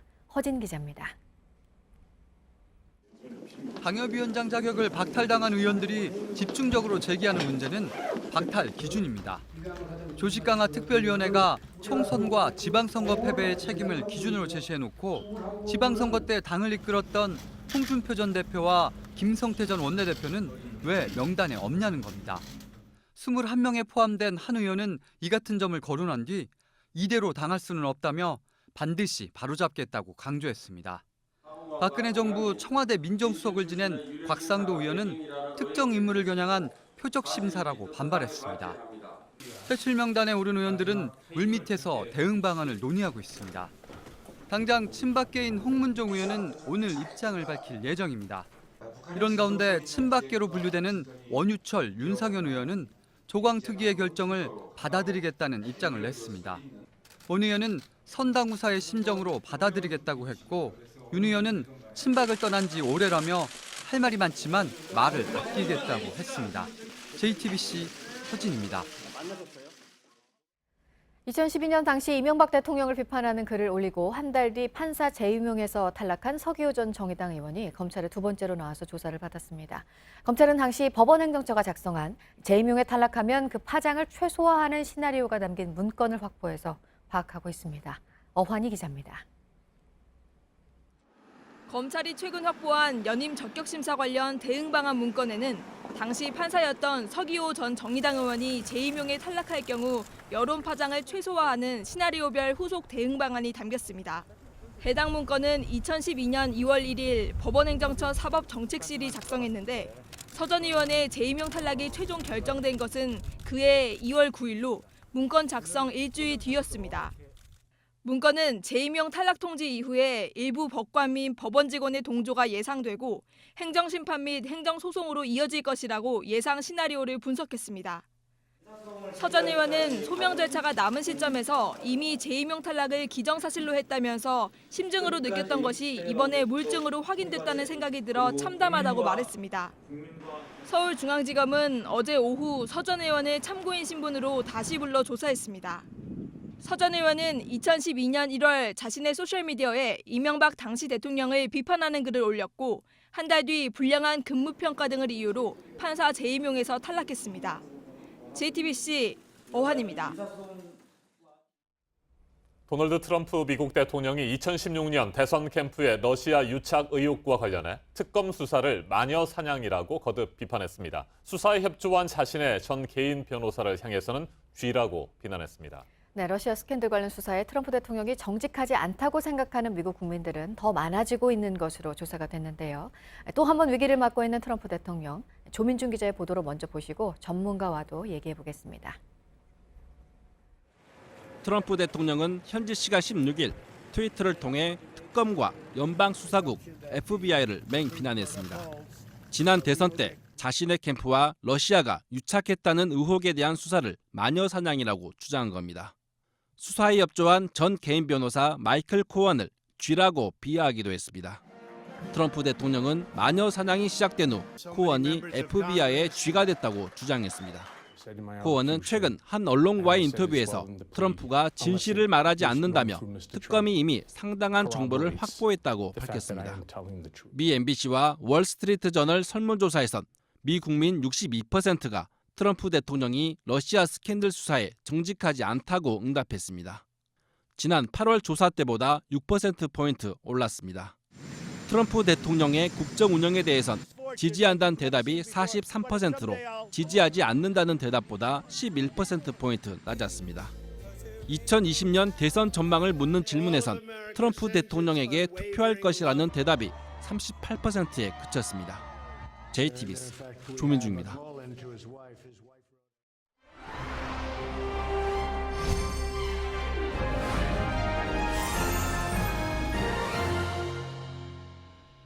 도널드 트럼프 미국 대통령이 최대 위기를 맞고 있다는 평가가 나옵니다. 트럼프 대통령을 겨냥한 수사가 지난 대선 당시 러시아 스캔들은 물론이고 성추문 스캔들과 취임준비위원회, 자금 유용 문제 등으로 확대되고 있기 때문입니다. 2020년 대선 승리와 재집권을 준비 중인 트럼프 대통령이 돌파구를 찾을 수 있을지 주목됩니다. 최인택 중앙일보 국제전문기자와 한 걸음 더 들어가겠습니다. 어서 오세요. 안녕하십니까. 네, 트럼프 대통령이 그야말로 사면 초가의 위기 상황에 놓였습니다. 트럼프 대통령과 그의 측근들을 겨냥한 수사가 한두 가지가 아닌데 주요 수사 상황부터 먼저 정리를 해보죠. 예, 지금 미국 언론을 보면은 최대 6가지 정도의 그 쟁점이 지금 이제 트럼프에게 쏟아지고 있습니다. 네. 그 중에서 중요한 것만 따지면 방금 말씀하신 대로 지금 그 러시아 스캔들 그리고 이제 여배우들과의 어떤 그 성추문 스캔들 네. 그리고 이제 그 최근에 이제 불거져 가지고 트럼프를 옥죄고 있는 게 취임 준비위원회에 온 기부금을 유용했다는 거죠. 그건 이제 상당히 중범죄가 될 수 있기 때문에 트럼프가 이제 초조해할 수밖에 없는 그런 사안으로 보입니다. 네. 러시아 스캔들 관련 수사를 앞서 보신 대로 트럼프 대통령이 상당히 수위를 높여서 비판을 했습니다. 이거는 그만큼 좀 지금 위기감이 높다는 거를 반영한 것으로 생각을 해도 되겠죠? 그렇죠. 본인이 초조하다는 얘기죠. 그리고 또 이를 무마하기 위해서 측근에게 은밀히 부탁을 했는데 그 측근이 트럼프에게 등을 돌렸기 때문에 트럼프의 어떤 인성이라든지 사람 관리 이런 게 이제 동시에 폭로되는 그런 상황이라 트럼프로서는 초조해할 수밖에 없는 그런 지금 처지가 된 거죠. 네, 그동안에도 있었습니다만 탄핵 가능성에 대한 얘기들이 다시 조심스럽게 나오고 있는 것 같습니다. 트럼프 대통령도 최근 탄핵에 대해서 약간의 불안감을 표출했다 이런 보도도 있고요. 어떻게 보십니까?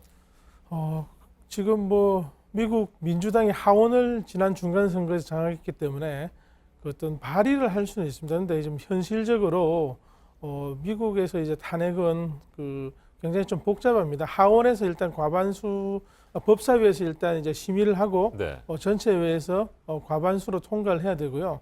이게 이제 상원으로 가면은 상원은 3분의 2가 찬성해야 됩니다. 그럼 상원은 지금 공화당이 아주 넉넉하게 장악하고 있는데 여기에서 3분의 2가 날려면은 공화당 자체가 트럼프에 대해서 반란을 일으켜야 되는데요. 그럴 경우 미국의 권력 구도 자체가 굉장히 흔들리고 공화당의 위신 이런 게 타격을 받기 때문에 다음 선거를 우려한 미국 공화당 상하원 의원들이 과연 어디까지 여기에 서로 같이 이제 지지를 해줄지 그건 상당히 의문입니다. 정치 역학적으로 보면은 트럼프를 탄핵이라는 말로 굉장히 이제 겁주기라든지 궁지에 모을 수는 있는데 탄핵이 가능할지는 굉장히 의문입니다. 그리고 미국 역사상 지금 탄핵으로 대통령을 쫓아낸 적은 지금까지 한 번도 없습니다. 네. 말씀하신 대로 탄핵이 쉽지 않은 상황이라면 트럼프 미국 대통령 입장에서는 이제 2020년에 있는 대선에 영향을 미칠 수 있는 부분인 거잖아요. 그렇죠. 그게 지금 미국 민주당에서 그걸 노리고 지금 불거진 여러 가지 스캔들은 물론이고 트럼프가 그동안 탈세를 했다. 그리고 이제 여러 가지 이제 개인적인 이익을 위해서 범죄라든지 범죄 유사한 행위를 했다는 걸 폭로하면서 의회에서 계속 이제 트럼프의 측근을 부른다든지 하면서 트럼프를 깨는 그런 이제 정치 활동을 계속 할 것으로 보입니다. 그렇지만 이제 미국 다음 대선에서 트럼프가 될지 안 될지는 또 다른 문제입니다. 왜냐하면은 지금까지 경제가 아주 좋지 않았던 얼마 전에 이제 세상을 떠난 조지 H.W. 부시 말고는 1980년 이후에 재선하지 못한 대통령이 없습니다. 지금 이제 여러 가지 정책에 대한 국민의 지지도라든지 비난 수위는 굉장히 높아집니다만은 대선에 들어가면은 또 상대방 후보가 나오면은 그 후보에 대한 트럼프 지지층의 어떤 반발 정오 같은 게 작용하기 때문에 어떻게 될지는 지금 현재로서는 예단하기 힘든 상황입니다. 트럼프가 다음 대선에서 지금 절대적으로 불리하다고 보기도 쉽지 않은 상황이죠. 아하. 미국 MBC 방송 등이 최근 실시한 설문조사 결과를 보면요. 앞에서도 전해드렸습니다만 러시아 스캔들과 관련해서 트럼프 대통령이 정직하지 않다 이렇게 답한 응답자가 62% 정도에 이르고요. 국정 정책에 대해서도 지지하지 않는다는 답변이 훨씬 더 많은데 지금 이렇다고 하더라도 말씀하신 것처럼 아직 대선까지는 또 시기가 좀 많이 남아 있으니까 더 지켜봐야 된다 이런 말씀이시군요. 네, 그렇죠. 지금 트럼프에 대한 국정 지지율은 폭스뉴스가 조사한 결과 지지가 38%밖에 안 됩니다. 네. 그리고 부지지가 지지하지 않는다, 별로 좋지 않게 본다가 55%나 됩니다. 오늘 대선 투표를 한다면은 이 결과가 반영되겠죠. 그렇지만 아직 상대방이 나오고 그 상대방에 대한 트럼프 진영의 어떤 정오라든지 거기에 대한 당파적인 입장 이런 게 정리된다면은 어차피 트럼프 자체가 최선의 대통령으로 선택된 것도 아니지 않습니까? 그렇기 때문에 다음 선거를 이 데이터를 가지고 판단하기는 쉽지 않다는 그런 이제 추측과 분석이 가능하겠습니다. 네. 그런가 하면 이제 측근을 재정비하고 내각을 물갈이하는 작업에도 나서고 있는 지금 트럼프 대통령입니다. 비서실장이 새로 이제 지명이 됐고, 그리고 그 링크 내무부 장관도 이제 교체가 되는 거잖아요. 네, 이런 상황을 보면은 뭐 트럼프가 어떤 쇄신을 해서 신선하게 다시 이제 국민에게 다가가겠다가 아니고 네. 지금 이 사람들이 그만두든지 아니면 비리가 이제 예. 나올 것으로 보여서 특히 내무장관은 어떤 그 하원에서 그 민주당 주도의 하원에서 굉장히 이제 정치적 공세를 많이 할 수 있는 그런 개인적 비리가 지금 감지됐기 때문에 그런 걸 피하기 위해서 일단 뭐 뒤로 뺀 것 같고요. 그리고 백악관 비서실장은 트럼프의 용인술에서 굉장히 치명적인 타격을 보이는 거죠.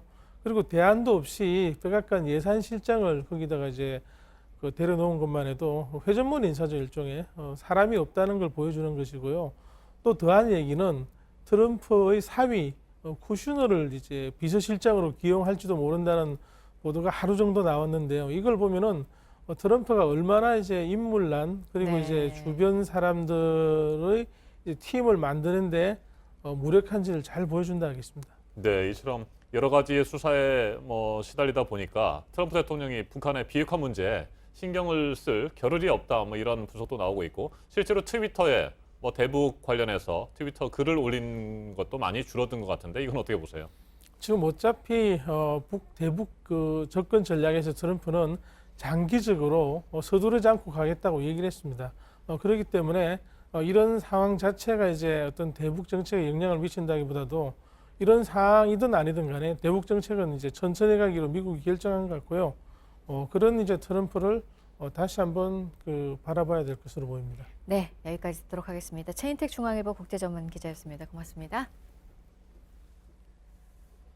다음 달, 그러니까 새해 1월 7일부터 일본 정부가 출국세를 받기로 했습니다. 네, 일본에 들어갔다가 나오는 관광객들에게도 1,000엔, 우리 돈으로 10,000원 정도의 세금을 부과합니다. 이지은 기자입니다. 내년 1월 7일부터 일본에 갔다 오려면 국제관광여객세, 일명 출국세를 내야 합니다. 일본 정부가 2살 이상의 자국민과 관광객이 항공기와 선박으로 출국할 때 해당 요금의 1인당 1,000엔, 우리 돈으로 약 10,000원의 세금을 부과하기로 했습니다. 일본이 출국세를 받기로 한 건 매년 늘어나는 관광객 때문입니다. 지난 2014년 일본을 방문한 관광객 수는 1,341만여 명인데 3년 만에 2배로 늘었습니다.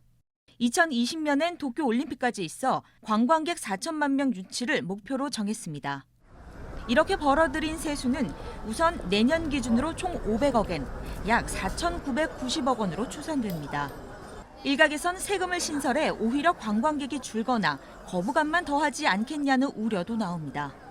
하지만 일본 정부는 공항을 더 편리하게 이용할 수 있는 시스템을 도입하고 관광시설에 외국어를 더 많이 표기하는 한편 관광 정보를 알리는 데 이 돈을 쓸 계획이라고 했습니다.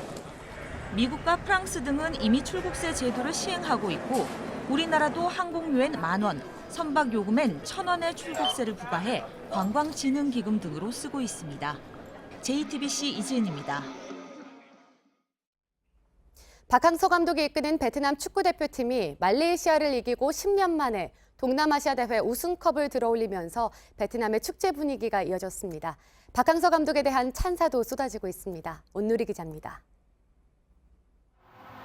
경기 시작 6분 만에 꽝하이가 돌파한 뒤 올려준 크로스는 안둑의 왼발을 거쳐 골로 연결됐습니다. 첫 골이 터지자 베트남 전역은 마치 지진이 난 것처럼 흔들렸습니다. 축구장뿐 아니라 식당에서, 길거리에서 베트남 팬들은 소리 지르고 얼싸안으며 기쁨을 나눴습니다. 말레이시아를 1대0으로 이겨 우승이 확정된 순간 자축하는 행가래 속에 경기는 끝이 났지만 베트남의 축제는 그때부터 시작이었습니다. 경기장의 선수들은 기자회견장까지 찾아가 박항서 감독에게 샴페인을 뿌리며 즐거워했고 거리의 베트남 팬들은 붉은 연기 속에 금성 홍기와 태극기를 흔들고 오토바이 경적에 부부젤라까지 불어대며 깊은 밤까지 축제를 즐겼습니다. Đến Việt Nam thì Việt Nam là có sự cải thiện rất là tốt. Nhờ có Park Hang-seo mà Việt Nam mình có ngày hôm nay ấy. Mình rất cảm ơn huấn luyện viên Park Hang-seo. 지난 1월 23세 이하 아시아 챔피언십 준우승과 8월 아시안게임 4강 진출에 이어 10년 만에 스즈키컵 우승까지 달성한 베트남. 온 나라가 축구로 하나 된 2018년을 보냈는데 내년 1월엔 아시안컵을 통해 또 한 번 축제 속으로 빠져들길 바라고 있습니다. JTBC 오늘입니다. 이처럼 스즈키컵마저 들어올리며 베트남 축구대표의 신화를 써가고 있는 박항서 감독. 박 감독은 기자회견에서 멀리 타국에서 이 같은 성과를 낸 것이 뿌듯하다고 말했습니다. 베트남 국민들이 영웅으로 부른다는 말엔 손사래를 쳤습니다. 유선희 기자입니다. 저는 영웅 아닙니다. 영웅 아니고 저는 평범한 축구 지도자입니다. 부임 4개월 만에 아시아 축구연맹 U23 챔피언십 사상 첫 준우승. 7달 뒤엔 아시안게임 첫 4강. 다시 넉 달 뒤엔 스즈키컵 우승. 축구 변방 베트남의 어린 선수들을 이끌고 잇따라 신화를 써가고 있는 박항서 감독은 영웅이라는 평가에 손사래를 쳤습니다. 하지만 우승컵을 들어올리던 순간의 행복함. 지도자 하면서 어제 같은 우승할 수 있는 결승골 넣을 때는 그 뭐 평생의 최고의 행복이지 않겠습니까, 저한테. 멀리 타지에서 일군 신화에 대한 자랑스러움은 숨기지 않았습니다. 타국에 와서 제가 혼자 다 한 건 아니지만 어떤 이런 성과에 대한 거니까 뭐 저도 뿌듯하게 생각하고 있고. 박 감독은 2002년 자신이 보좌했던 히딩크 감독이 아직도 배고프다고 했던 것처럼 벌써 내년 1월 아시안컵 준비를 시작했습니다. 내년 3월엔 조국인 한국과의 A매치도 있습니다. 저희들이 전력적으로 한 수 아래인 건 사실이니까 뭐 배운다는 자세로 한번 열심히 한번 해볼 생각을 하고 있습니다. 전문가들은 베트남과 맞지 않는 포백 수비 라인을 과감하게 3-4-3 포메이션으로 바꾼 것을 박 감독의 신들린 전략이라고 평가했지만 코치들은 더 중요한 게 있다고 말합니다. 사실 저하고도 생각은 똑같지 않거든요. 저는 뭐 객관적으로 보고 느낀 대로 얘기하는 것들조차도 잘 들어주시고. 베트남 현지에선 박 감독의 리더십을 아빠 리더십이라고 평가했습니다. JTBC 유선입니다. 평창 동계올림픽에서 깜짝 은메달을 차지했던 한국 봅슬레이 4인승 대표팀이 독일에서 열린 2018-2019 국제 봅슬레이 스켈레톤 경기연맹 월드컵 2차 대회에서 9위를 차지했습니다. 전날 1차 대회에서 13위였던 대표팀은 같은 트랙에서 다시 도전한 2차 대회에서 1, 2차 시기 합계 1분 49초 58을 기록해 톱 10에 이름을 올리며 상승세를 탔습니다. 배드민턴 여자 복식의 이소희 신승찬조가 세계 배드민턴 연맹 월드투어 파이널에서 준우승을 차지했습니다. 여자 복식 세계 랭킹 7위인 이소희 신승찬은 결승에서 세계 랭킹 2위인 마스토모 다카하시에게 세트스코어 0대2로 패했습니다. 이소희 신승찬은 첫 세트를 9점 차로 내준 뒤 둘째 세트는 듀스까지 가는 접전을 벌였지만 막판 2점을 내리내주며 2위에 머물렀습니다. 남자 핸드볼 SK가 외국인 선수 부크 라조비치의 6골을 활약을 앞세워 상무를 25대20으로 꺾고 시즌 6승째를 거뒀습니다. SK는 어제 승리로 선두 두산과의 승점 차를 2점으로 좁혔습니다. 상무는 최현근의 8골 본전에도 패배하며 개막 후 8연패에 빠졌습니다.